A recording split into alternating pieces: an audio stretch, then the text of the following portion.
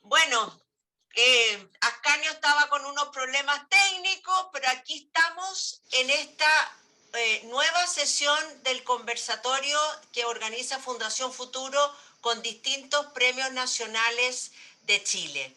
En esta ocasión tenemos a Ascanio Cavallo, Premio Nacional de Periodismo 2021, está con el título fresco en la mano, muy entusiasmado, y yo creo que es muy pertinente poder conversar con él ahora. Ascanio, te escuchan profesores y te vamos a presentar brevemente a través de un PowerPoint. Le vamos a pedir a Cecilia que comparta pantalla. Muy bien.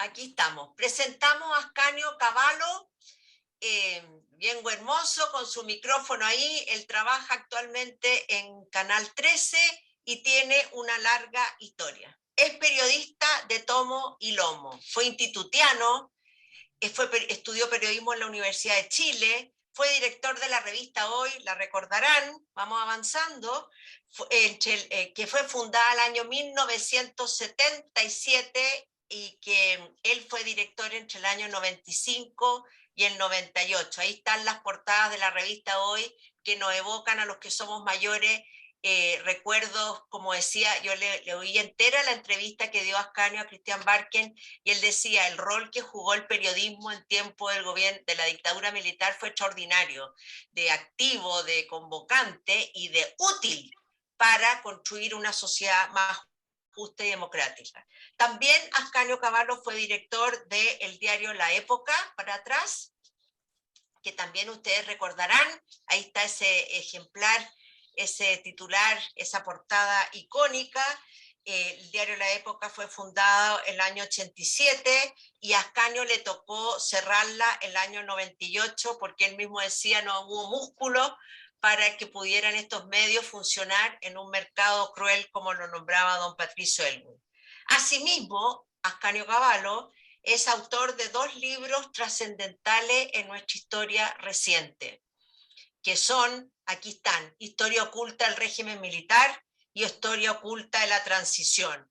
Estos 2 libros que él escribió, el primero en conjunto con Manuel Salazar y Óscar Sepúlveda, y ya el segundo se lanzó solo, son vitales para entender nuestro presente. Y muchos de nosotros los hemos leído, y si no, yo se los recomiendo leerlo. También Ascanio Cavallo es amante del cine. Espérense ustedes un momento, del cine. No galopemos tanto, vamos de a poco para que nos quede claro la historia más atrás. Más atrás es miembro de la Academia Chilena de la Lengua desde el año 2014, ahí está el logo de la Academia.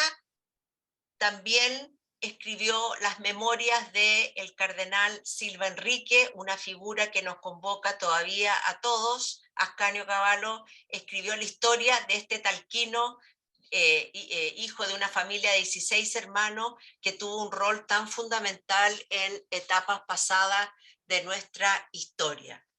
Y también, y ahora sí que sí, Cecilia, vamos a hablar de su fanatismo por el cine. Él escribió Guía para hablar de cine, 30 películas esenciales del cine clásico chileno con UCBAR, y también escribió del cine clásico no chileno, Universal, junto a Antonio Martínez, su socio en estas lides, y también escribió el novísimo cine chileno, junto a Gonzalo Massa, donde nos habla del cine en los últimos tiempos, que habría que agregarle todo lo que ha pasado este último año, o 2 años, o 3 años, en nuestro cine nacional. De hecho, ganamos un premio en la Academia de Hollywood con la película La Mujer Fantástica. De cine, de periodismo, de historia reciente, de revistas, sabe Ascanio Cavallo. En síntesis, estamos ante un renacentista. Además, ha sido académico y profesor muchos años en la Universidad Adolfo Ibáñez y fue decano de la Facultad de Periodismo. Ese es el personaje que tenemos frente a nosotros. Lo queríamos presentar así, recomendarles todos estos libros y contarles que fue Ascanio Cavallo. Esto ha sido de las cosas más importantes que él ha hecho en su gestión laboral, en sus años que fue asesor de la guía metodológica, la próxima imagen, Ojo con el cine chileno, de Fundación Futuro, que ustedes la pueden descargar, los que son profesores, donde nosotros recorremos ahí las mejores películas chilenas, los directores, reseñas, anécdotas, biografías de lo que ha sido el cine chileno en el siglo XX en Chile. Y Ascanio Cavallo fue nuestro asesor y nosotros se lo agradecemos siempre habernos colaborado en ayudar en hacer esta guía para bajar esa pasión de él del cine y hacerla entrar a las salas de clase del siglo XXI en Chile y del año 2021. Volvemos a la pantalla. Este es Ascanio Cavallo, está con nosotros.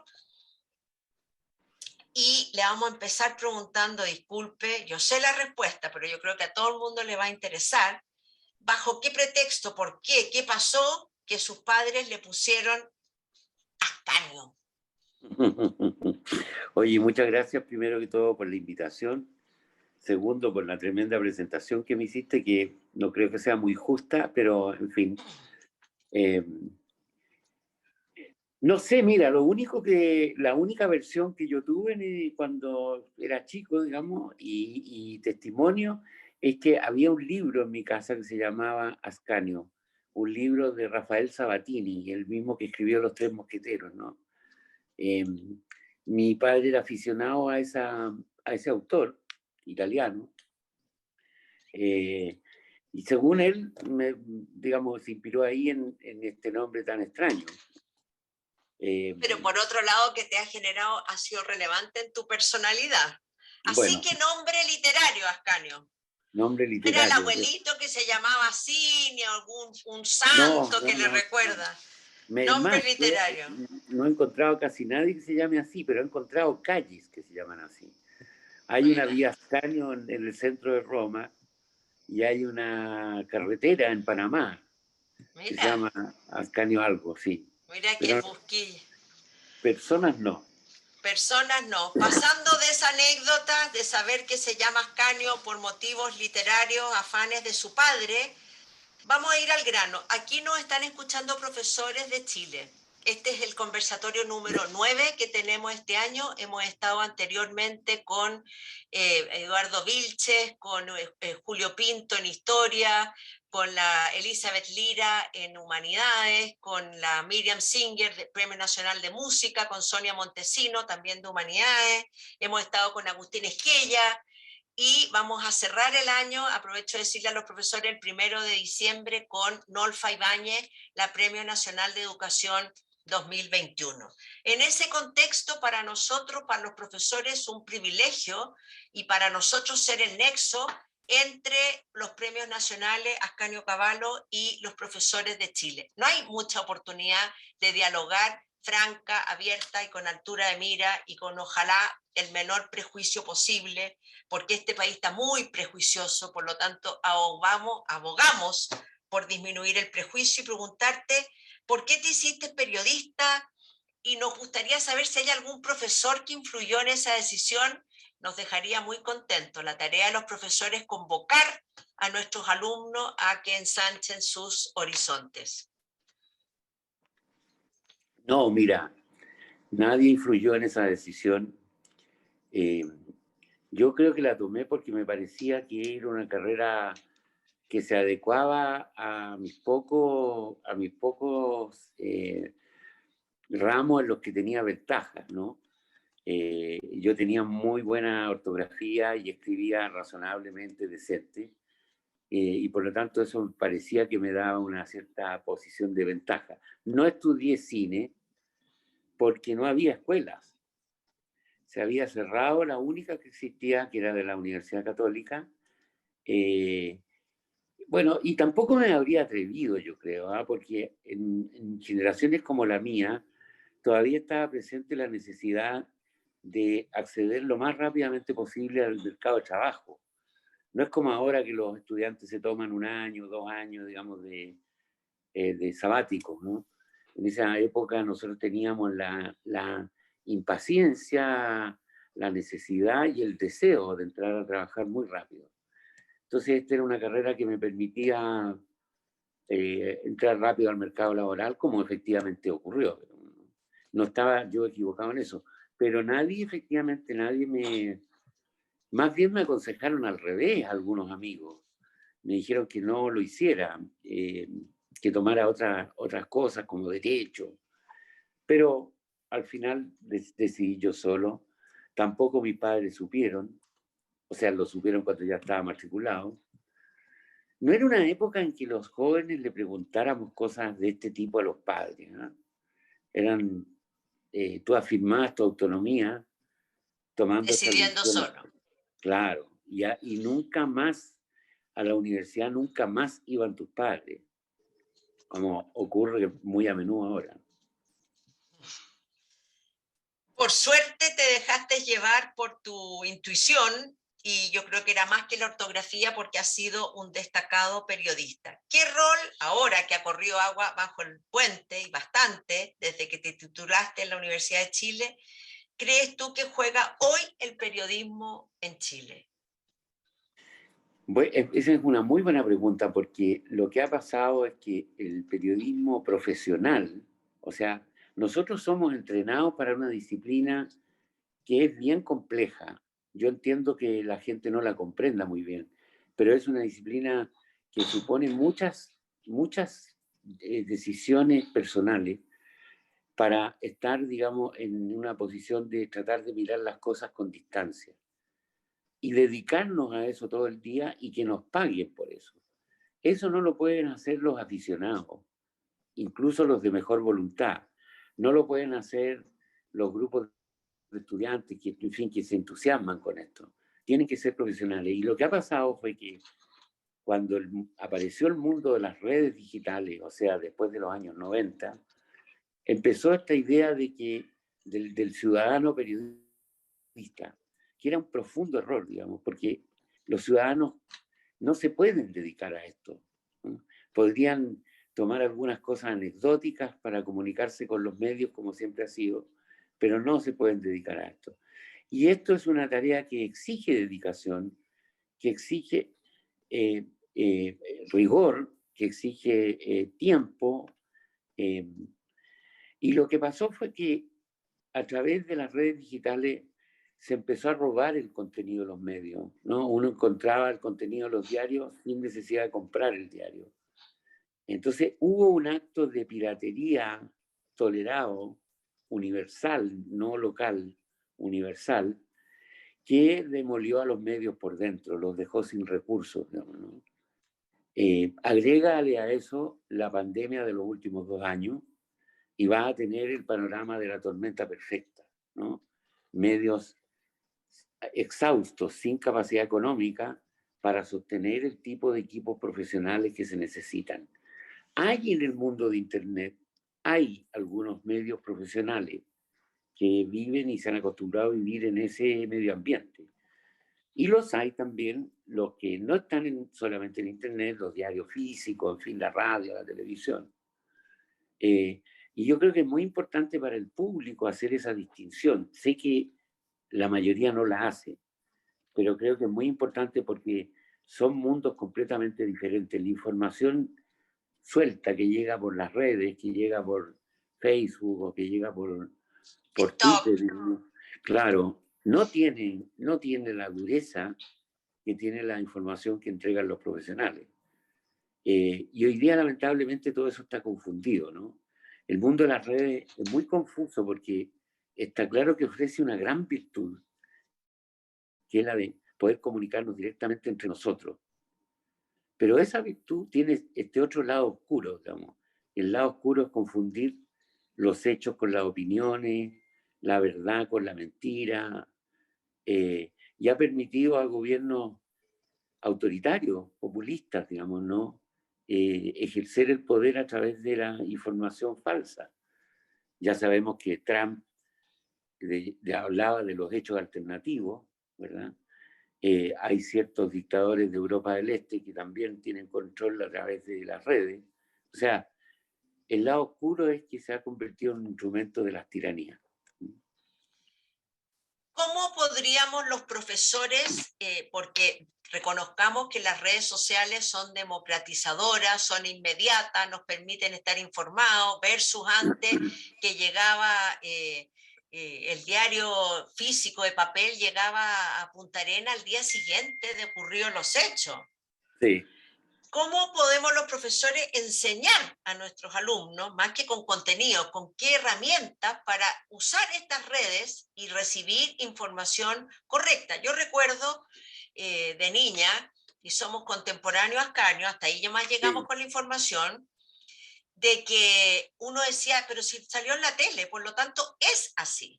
O sea, Así es. mañana va a llover porque salió en la tele, o Claro. pasó esto tal o cual cosa porque salió en la tele. Hoy en día, que salga en la tele, que esté en las redes sociales, que esté dando vuelta en Twitter, no significa nada.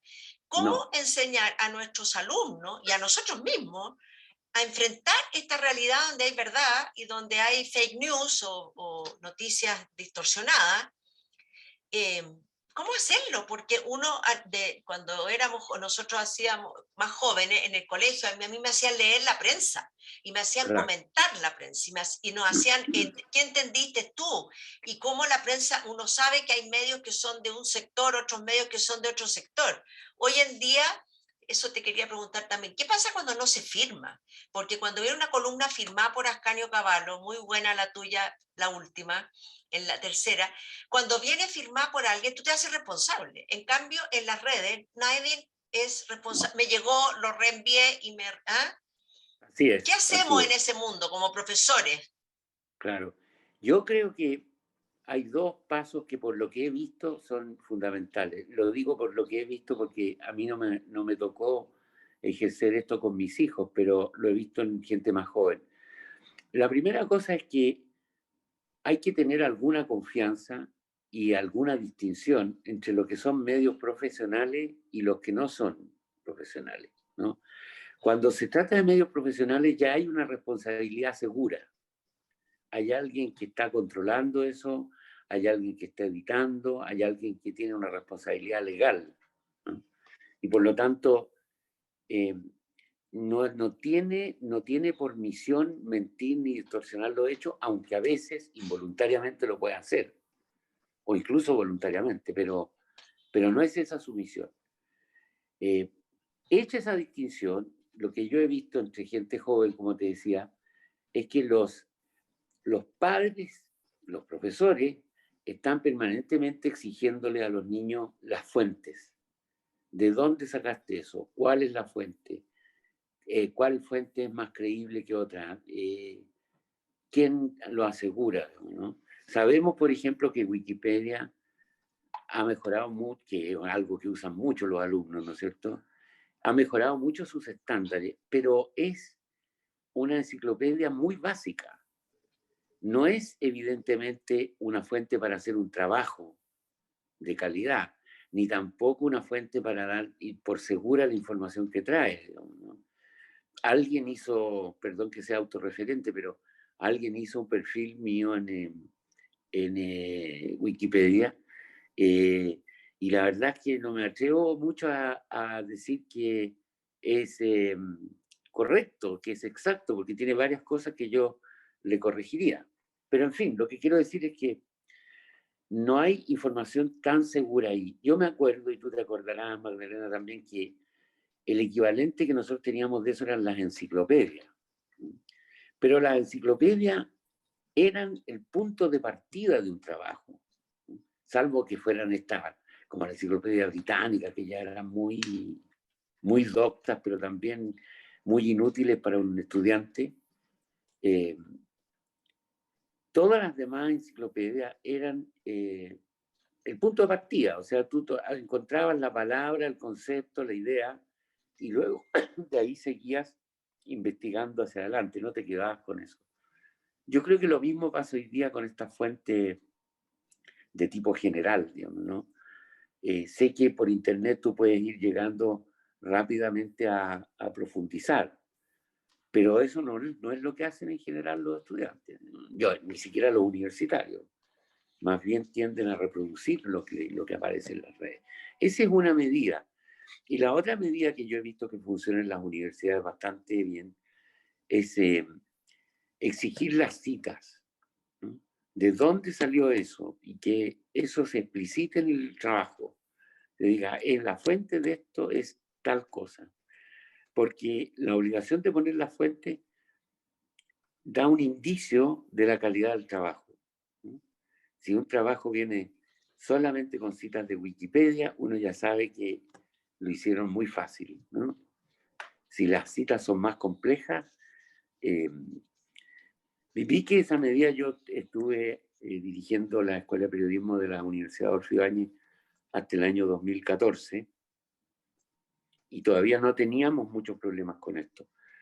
Pero después he visto que se empezaron a exigir este tipo de normas y hay unos buscadores, unos programas que son capaces de buscar frases completas y pillar a un alumno que ha copiado. Claro, se han hecho tesis con copy-paste. Claro. Pero más allá del trabajo, a mí me gustaría ver hoy día en este país tan convulsionado, en el mundo, tanta información para poder aprender con H el mundo, aprender. ¿Cómo nos acercamos? ¿Qué nos recomendarías tú como Premio Nacional de Periodismo, un profesor, de cómo acercarnos, cómo ayudar a formar a nuestros alumnos a que sean busquillas, a que sean críticos? Claro. Bueno, yo creo que la primera cosa es esto, ¿no? Si es posible enseñarle a los estudiantes que buscar información es algo que no es fácil, ¿verdad? Si es posible transmitirles que el propósito siempre es acercarse a la verdad, aunque la verdad sea una cosa escurridiza, digamos. Si se pone el énfasis, ¿verdad?, en que los procedimientos para hacer esto tienen que ser éticos y tienen que ser limpios en muchos sentidos. Y si delante de todo esto se pone la responsabilidad personal del estudiante, tal como se pone la responsabilidad del periodista que firma, yo creo que damos un paso gigante hacia una comprensión más acabada de los medios. Y creo que no hicimos eso en el pasado, ¿no? Hay gente como tú y como unos pocos más que se han dedicado a buscar que los profesores entren en estos campos que les son a veces muy lejanos, ¿no? Claro, no están dentro del currículum, No, por lo tanto no entra, por lo tanto el alumno llega al día siguiente diciendo esto pasó. ¿Quién te claro, lo dijo? claro, No sé, llegó. claro, así es. Entonces, yo creo que hay que tratar de desarrollar lo más posible una práctica de la responsabilidad en la información. Llamémosle así, responsabilidad en la información, que Buen significa, término. que significa que tú eres responsable cuando la emites, Y no cuando la cuando recibe. dices, claro, cuando dices yo tengo esta información y también cuando la recibes. Lo que quiere decir, yo digo, mira, yo obtuve esta información de tal manera y de tal persona. Eso me parece que son medidas factibles de hacer, porque hay otras que son muy difíciles, digamos, ¿no? He visto que hay colegios en donde de repente se ensaya hacer un medio de comunicación, hacer un diario, hacer una revista, hacer Hay un eh, concurso del Mercurio que se llama el Mercurio de los Estudiantes, que los el alumnos Mercurio. hacen un medio. Y me tocó ser jurado una vez y vi resultados francamente extraordinarios, ¿no? Pero claro, eran los mejores, los que le llegan al jurado ya vienen seleccionados. Pero yo creo que ese es un ejercicio que por lo menos pone a los estudiantes ante el problema de ser un informador, ¿no? Que es un problema que parece resuelto, parece que cualquiera lo puede hacer. Pero no es así. Cuando uno lo prueba, se da cuenta de que no es así. Por lo tanto, es un ejercicio bastante sano. Tú dijiste en la entrevista, en la excelente entrevista que le diste a Cristian Barken para EMOL, que se las recomiendo ver, aunque esta es mejor, pero bueno, dejémosle el beneficio de la duda también a Cristian Barken, dijiste comillas, las redes sociales son fascistas, son lugares de agresión, de funa delictual y con un cierto aire deportivo en ello. Fuerte. ¿Por qué? ¿Cómo? ¿Cuándo? Porque yo creo que hay algunas redes, no todas, lo que ha pasado, lo que dicen los especialistas que ha pasado, yo no soy un especialista, pero he leído bastante a gente como Alessandro Barico, Byung-Chul Han y otros que son estudiosos. Leo bastante la prensa inglesa también, que tiene mucha especialidad en esto. Es que las redes sociales, que son las de comunicación interpersonal, se han ido especializando lentamente. Entonces, Facebook es una red más amistosa, donde la gente se comunica buenas noticias, sentimientos, cosas privadas, personales, digamos, y conversa en general, ¿no? Instagram es una red que promueve como las imágenes y por lo tanto son muchas fotos, ¿verdad? Muchas ilustraciones, mucho diseño, digamos, y también tiene un carácter de diálogo más amable. Pero Twitter, especialmente Twitter y secundariamente TikTok, son redes breves, rápidas, impulsivas, que promueven la expresión impulsiva. Yo tengo amigos que escriben mensajes de Twitter en los semáforos, ¿no? Son redes que promueven la puesta en público, la puesta en común de la emocionalidad más instintiva. Y por lo tanto tienden a la agresión, tienden a golpear a las personas, ¿no? Son Anónimamente. anónimamente o incluso con nombre. Hay algunos que se jactan de que son mejores golpeadores que otros. A mí me recuerda, como tú dijiste, yo estudié en el Instituto Nacional, y el patio del instituto en esa época ya era una jungla. Tú tenías que ser muy duro, digamos, para cruzar el patio y salir vivo. Bueno, el patio del colegio, en cierto modo, se parece bastante a Twitter, ¿no? Twitter es un lugar donde los abusadores les va bien, los prepotentes les va bien, digamos, ¿no? Los débiles, los más lentos, los menos ofensivos lo pasan mal. Entonces, claro, se presta efectivamente, por eso digo que es fascista, porque tiende a crear, primero, sentimientos de mucha ira, y segundo, porque tiende a crear grupos golpeadores, por así decirlo, grupos de matones. Eh, Esto reproduce un poco lo que nos pasa en la realidad, en cualquier grupo social. Tenemos siempre exaltados, pacifistas, en fin, agresores. Así que, Conciliadores. claro, no es tan raro, no es tan distinto, ¿verdad? Pero sí, yo creo que han jugado un papel fascista en la mayor parte del mundo. Fuerte la afirmación, pero nos hace estar atentos, a saber incluso Claro, cuando tú dices de qué red viste eso, lo que no vale la pena leer Twitter, uno como que se defiende claro, de la claro, claro. agresión de Twitter y es mejor no verla. Claro, Pasando, dime.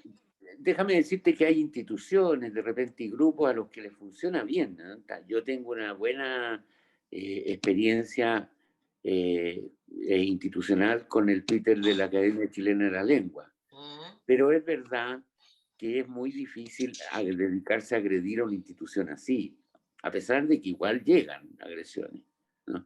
Pero ya eso es una tontería, porque la academia lo que hace es responder consultas. Entonces es más amable en ese sentido. Pero el mundo de Twitter es un mundo muy agresivo. El símil que yo anoté aquí, porque podría ser como el titular de la portada de un medio, patio del colegio, el patio del colegio es como Twitter, bien Claro, impresionante porque nosotros vivimos en los patios donde empujan, donde hay bullying, así es, donde ser diferente es dificilísimo, donde no fatal, ser igual al resto, donde no tener la polera que corresponde tener, entonces nos así es, dificulta mucho la capacidad de individualizarnos. Y ahí así nos es. escondemos en la masa, así que es muy profundo. O sea, la frase tuya, el patio del colegio, como el Twitter, es fuerte. Me quiero ir, ¿qué rol juega la verdad a secas, en la búsqueda de la verdad, porque no existe la verdad absoluta, en el periodismo? ¿Qué responsabilidad tienen nuestros periodistas? Tú fuiste elegido el periodista del año de alguna forma, fuiste reconocido por la sociedad chilena como el Premio Nacional de Periodismo. Y ¿cómo podemos transmitirlo? O sea, poder decir, oye, la verdad vale la pena, aunque duela. Claro. Hoy te metiste en uno de los temas centrales del periodismo, digamos, ¿no? El periodismo, la misión del periodismo es buscar la verdad, no es buscar versiones, como algunos creen, no es buscar entrevistas y que cada uno diga lo que se le ocurra, es buscar la verdad. Ahora, digamos que es una verdad modesta, es la verdad de los hechos, no es la verdad científica, no es la verdad judicial, no es la verdad teológica, es la verdad más simple de todas, digamos, la de los hechos, cómo ocurrieron y por qué y con quiénes ocurrieron los hechos. Tú sabes que la primera lección de los periodistas es que hay que responder a las 5 preguntas clave, digamos, ¿no? ¿Qué, cómo, cuándo, dónde y por qué? Esto es lo primero que te enseñan en el primer año del primer curso, digamos, ¿no? ¿Qué, cómo, dónde, cuándo y por qué? A veces le agregan quién, en fin. No, está dentro del montón. Responder a esas preguntas. Eso es lo que llamamos la verdad, ¿no? Los hechos identificados y descritos. Y en lo posible, sin adornos, ¿no? Sin retórica, sin lágrimas, sin ira, desde luego, sin participación personal de los periodistas, sin la intervención de la emoción, como lo hacen muchos periodistas de matinales hoy día, ¿verdad? Eh, y sin poner nunca la opinión personal por delante de lo que se desprende de los hechos. Eso en las columnas es distinto porque ahí hay más opinión. Pero cuando se está trabajando con los hechos, es esa. Por eso era tan grave lo que dijo Trump, por eso era tan grave lo que inventó su asesor O'Bannon, que era decir que hay hechos alternativos. No, los hechos alternativos son los que le convenían a él. Era la forma de contar la historia a su Claro. conveniencia, ¿no? Y los hechos son los hechos. Pero Los, ¿por qué? Voy a interpelarte para ver, hoy día, si a uno la entrevista un periodista, uno sabe, y por eso dice, no es, de que va a preguntarte hasta dar con la frase que él quiere que diga. Él busca su titular. sí, Y lo demás le da lo mismo. Y si tú le cuentas que tu mamá, que tu abuelita, eso no le interesa. Él busca el titular que lo está buscando. ¿Cómo podemos confiar en los periodistas hoy día? Tú hablabas de los periodistas matinales sin dar nombre, porque no tiene sentido. Pero ¿cómo también nuestro rol en educación en esto, de hacer que los claro, periodistas, que los alumnos, que los jóvenes, que los estudiantes vean y sepan qué periodista lo dice, no solo qué medio? claro, claro. Eh, bueno, esta es una profesión que, como todas las profesiones, tiene defectos, ¿no?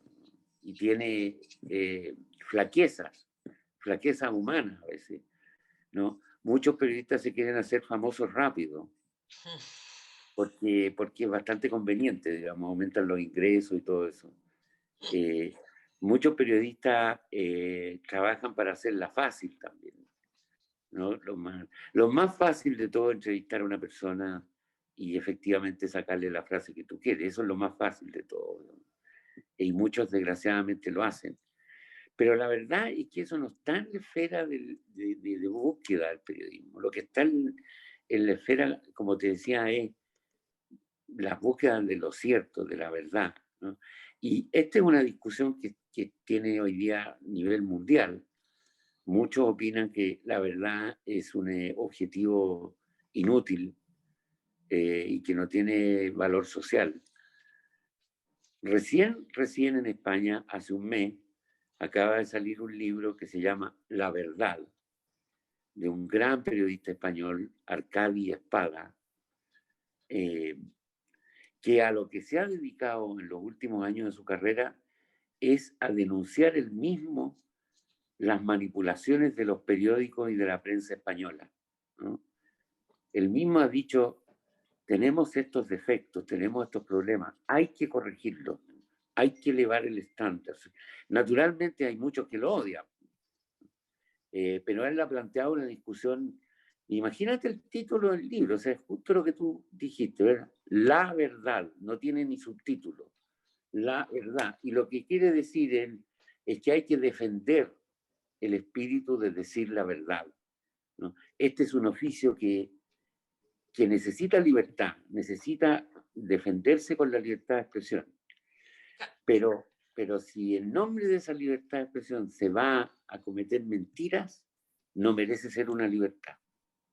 Esa es la verdad, ¿no? Yo ahí tengo una opinión un poco distinta de los liberales norteamericanos que dicen que aunque sean mentiras, hay que defender ese derecho. Yo creo que ese es un límite, es una franja. Ahora, es una franja que de la cual la ciudadanía está bien protegida. Lo que pasa es que no ejerce esos derechos, digamos. Los delitos de calumnia y de injuria prácticamente solo son para los periodistas. A nosotros las leyes nos confiere, o sea, nos amenaza con estos dos delitos, que son bastante graves, y nos da una especie de amparo, que es el secreto de la fuente, como a los sacerdotes el secreto de la Claro, de confesión. la confesión. Claro, nos permite decirle a un juez, yo no le puedo decir, señor, quién me dijo esto, porque me lo dijo con reserva Off the de su record. identidad. Claro, con reserva de su identidad. Entonces, nos da esa ventaja, pero nos pone estos dos límites fuertes, estas dos amenazas. Desgraciadamente, todavía nuestros tribunales no son todos los ágiles que quisiéramos y por lo tanto acudir a un tribunal para demandar a un periodista por injuria o por calumnia Es muy difícil. Y es todavía la difícil. ciudadanía no está preparada para ello. Uno dice al Exactamente, revés. Uno exactamente, dice, yo prefiero no meterme más porque aquí me van a seguir diciendo. Tú exactamente. hablabas de la verdad como que no es, que no es tan... Algunos dicen que no es valiosa en sí, porque Claro. la verdad cambia en el tiempo, es líquida la verdad. Lo que es verdad hoy no lo era hace 10 años. ¿Cómo nos manejamos con eso, por ejemplo, con esto de la negación? Que decir, no sé, ahora están votando la estatuaria pública en Europa de Colón, de la Isabel la Católica, porque son personas que hoy día no están con los Claro, cánones contemporáneos. ¿La verdad es pero, líquida? pero ahí, en ese caso que tú mencionas, no estamos hablando de la verdad, de los hechos, estamos hablando de las opiniones, ¿no? De ciertas personas que creen que esto debería ser cambiado porque los símbolos son de otro tipo y que valorizan mucho más los símbolos que los hechos. Eh, no, yo no creo que la verdad sea tan líquida, la verdad no cambia mucho siempre que estemos hablando de este tipo de verdad, la verdad de los hechos, ¿no? Eh, Todas las otras formas de verdad, la verdad jurídica, la verdad científica, todas esas cosas tienen sus propias oscilaciones, porque es natural. La verdad científica, por ejemplo, sabemos que cambia, ¿no? Claro. La Tierra era Los, cuadrada, pues. no, por ejemplo, y para ir más cerca, la psiquiatría ha cambiado los formatos de las enfermedades mentales 20 veces en los últimos 10 años. Eh, no, aquí sí, como digo, la verdad de la que hablamos los periodistas es mucho más humilde, es mucho más pequeña, digamos, no tiene la gran pretensión de establecerse para siempre, ¿no? Los, los hechos son los que podemos investigar y de pronto ocurre que llegan más hechos, pero lo importante es que se mantengan los esenciales. Perdona que de nuevo sea autorreferente, pero cuando nosotros escribimos la historia oculta del régimen militar, nadie había escrito una historia completa de los 17 años de Pinochet. Y en los años posteriores a la publicación se ha agregado muchísima información, muchísima, muchísima. Pero nosotros no quisimos nunca modificar el libro porque decíamos, esta es la base, esta es la base en la que nadie nos ha podido demostrar que sea diferente. Nadie se ha querellado, nadie nos ha demandado, nadie nos ha desmentido. Digamos, ¿no? Estos son los hechos. Todo lo que se agregó después puede modificar tus opiniones, tus juicios, pero no va a modificar lo esencial. A eso me refiero, es una cosa simple, digamos, ¿no? Pero difícil. A propósito de eso, yo te tenía una pregunta. ¿Cómo es? Yo estudié historia y uno oyó a los historiadores que hay que dejar pasar un periodo de tiempo razonable para poder mirar con una cierta distancia. Tú escribiste el primero y un libro excelente, como fue el de la historia oculta de la dictadura y la de la transición. ¿Cómo es escribir sobre los hechos tan encima? ¿Cómo pudiste tú, Ascanio Cavallo, mirar hechos que se venían encima, manteniendo una cierta cuota de objetividad, porque la objetividad absoluta no existe y aquel que la crea yo creo que está siendo subjetivo? Claro. Es bien difícil, es bien difícil. Hay que, sobre todo, mantener la cabeza fría, no dejarse llevar por las propias opiniones. En el caso de la historia oculta del régimen militar, cuando nosotros empezamos a publicar, ya habían pasado 15 años, por lo menos, desde el golpe de Estado, ¿no?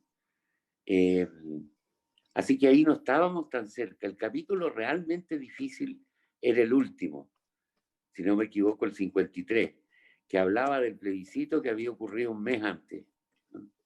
Ese fue el más difícil de armar y si tú lo examinas también te vas a dar cuenta que es el más largo, porque no teníamos la capacidad de condensar esa cantidad de información que teníamos. Pero yo me siento muy orgulloso de eso, que lo hicimos a 3 manos, a 6 manos, porque nunca nada de eso fue desmentido. Es mentido, qué extraordinario. Hablemos de cine. ¿De dónde este Ascanio Cavallo, que escribe historia reciente, que habla de la verdad de los hechos, las 5 preguntas, se metió en cine, cómo y por qué? Y cine chileno, sobre todo. Les quiero contar que escribe en la revista El Sábado, El Mercurio, todos los sábados, impagaritablemente, sin nunca emitir un juicio descalificativo contra la película, pero siempre dejando una capacidad de libertad al que está leyendo. No dice esta película es mala, no la veas, porque ¿por qué me va a decir Ascanio Cavallo a mí eso? Claro. ¿De dónde sale este amor por el cine? ¿Ibas a los continuados, al rotativo? Estos amores, como tú bien sabes y como saben, por ejemplo, los que son fanáticos de equipos de fútbol, son anteriores a la universidad, pues esto se forma en la adolescencia, digamos. Estos son los gustos que tú tomas cuando eres niño, el niño que está en la frontera de la adultez, ¿no? El niño de los 14 a 16 años. Yo creo que en esa época empecé a interesarme en esto muy, muy empujado por un tío que era un cinéfilo fanático. Y luego tú empiezas, cuando eres joven, cuando eres niño, digamos, estas obsesiones no son pegajosas, no se sueltan rápido. Entonces, en esa época había muy pocos libros de cine publicados en el mundo, ¿no? Y no digamos en español. Entonces, buscar los libros ya era una epopeya, ¿no? Pero luego había que tratar de ver las películas que no estaban en internet, no había YouTube, no había formatos caseros, tú tenías que ir al cine para ver las películas. De repente la televisión servía un poco. Entonces era un sacrificio, pero era de estos sacrificios que tú haces con gusto, ¿no? Como un fanático que va a ver, no sé, al Manchester, ¿verdad? Desde Manchester a Milán. Tú haces eso y haces cosas que no, después dices, pero ¿cómo hice esto? Digamos, ¿no? ¿Cómo se me ocurrió esto? Bueno, y después te empiezas a contactar, empiezas a descubrir que hay más gente como tú, ¿verdad? Y yo circulé mucho en torno a un formato que era antiguo, que se llamaban los cineclubes, ¿no? Y era un grupo de gente que se reunía en general a hablar de las películas que les gustaban, y a veces hacía actividades. Nosotros llegamos a tener un cineclub que proyectaba películas todos los viernes en el Instituto Chileno Norteamericano, y había un foro después. Lo más delicado era el foro, porque podían ahí ponerse a hablar de política o aparecer, digamos, personas con programas políticos en un momento que era muy jodido, muy delicado, pero además que involucraba al Instituto Chileno Norteamericano, entonces era bastante... Bueno, pero lo hicimos, duró como 3 años, era muy entretenido, trabajábamos mucho para eso. Y de ahí para adelante después ocurrió, después ocurrió que se me ocurrió estudiar periodismo y que por lo tanto podía ejercer esta crítica. pasión, este hobby, digamos, desde la profesión. Esa es la historia. Para escribir para la revista del sábado, ¿tú dices voy a escribir sobre esta película o ves varias y escoges una? ¿Cómo haces eso? ¿Cómo es la metodología para...? Veo varias, escojo una que normalmente, o sea, que esté disponible, que la pueda ver la gente en la sala o ahora último en línea. En Net. Claro. Y trato, no siempre lo logro, trato de ver siempre las películas al menos 2 veces. Porque sí, porque esto es como la gastronomía, pues, si vas a un restaurante y te tocó primera el plato, vez que comes, claro, luche, te tocó el plato frío, imagínate, tú no puedes decir que el restaurante siempre es frío. Con las películas ves igual, 2 veces las películas. sí, bueno, no siempre se puede, pues ya hay películas que son muy largas, además. Claro. ¿Cuál es la película chilena o de las, para no comprometerte, que recomendarías que viéramos los profesores? 2 o 3 películas que tú crees que un profesor, sobre todo, debiera ver. Yo soy un gran admirador de una película que justamente es sobre un niño, que se llama... ahora estoy con la mala memoria.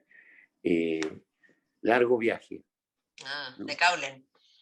De Caulen, es del año 64, 65. Bueno, Largo Viaje es la historia de un niño que quiere llevarle las velitas a su hermano muerto para que las lleven en el ataúd porque se le han olvidado, desde más o menos la plaza, ¿cómo se llama la plaza que está ahí en San Diego, con Arturo Prat, con esa zona?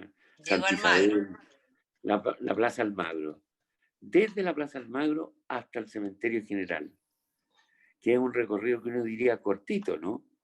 Pero este niño, como es un niño, tiene que atravesar esta ciudad, Santiago entero, ¿verdad? Y demora como 3 días, que también es una metáfora de los 3 días de Cristo, digamos, ¿no? De la resurrección. Es una película preciosa. Largo Viaje de Caulen, vamos a anotarlo. Y más reciente, Ascanio. Y más recientes,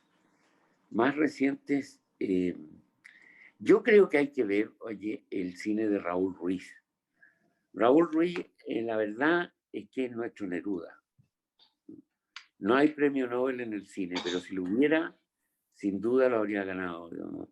Es un cineasta totalmente insólito, único en el mundo. Produjo una cantidad inmensa de películas, como 110. Y es quizá el que ha visto Chile de la manera más compleja, digamos, ¿no? Hay una película de las iniciales que hizo en Chile que es muy recomendable, también se encuentra en el sitio de la Cineteca, es fácil encontrarlo, que se llama Tres Tristes Tigres. Y hay algunas más recientes, como El Tiempo Recobrado, que está basada en una interpretación de Proust. De Proust. O una muy bonita que hizo, que es la última que hizo, que es La Noche de Enfrente, y que es la película que anuncia su propia muerte, una película preciosa, ¿no? Yo creo que Ruiz debería ser enseñado igual como ha enseñado Neruda, si es que he enseñado, ¿no? Y no es así. No, parece que no. Yo quiero cumplir con lo que nos comprometimos, que tú te vas a la radio, agradecerte tu presencia en este conversatorio de la Fundación Futuro y decirles que nos recomiendes qué ver este fin de semana. Y con eso quedamos colocados. Hay que ver este fin de semana. Mira, vi una película que es bastante, es para discutirla, así que la puedo dejar como provocación. Está en Netflix, es fácil de encontrar, que se llama Yara. Es sobre el crimen de una niñita de 13 años en Italia, que fue un crimen muy famoso en Italia. Nosotros no tuvimos muchas noticias de eso, pero fue el asesinato de una niña con un aparente intento de violación, pero no consumado, que obligó a la policía a investigar al revés de todo lo que se había hecho en la historia. partir por los datos científicos. Es muy interesante. Yara, quedamos con esa tarea, estamos contentos, estamos de acuerdo con la decisión del jurado que determinó el Premio Nacional de Periodismo 2021 y nos vamos a la sala de clase a buscar ensancharla, abrir las ventanas de ella, que entre la información y que ojalá nuestros alumnos sean capaces de tener una mirada crítica sobre la noticia. Eso es lo que a mí me gustó mucho, tú lo decías, la responsabilidad en la información del que la entrega y del que la recibe, no comerse, Claro. no comerse todos los bueyes. Gracias, un abrazo y mucha suerte a nuestro Premio Nacional de Periodismo, Ascanio Cavallo. Muchas gracias a ti, Magdalena, por la invitación y por esta conversación que, como siempre, contigo ha sido muy agradable. ¿No? Que estés muy bien. Ustedes también, gracias. Hasta luego a todos los que participaron. Muchas gracias.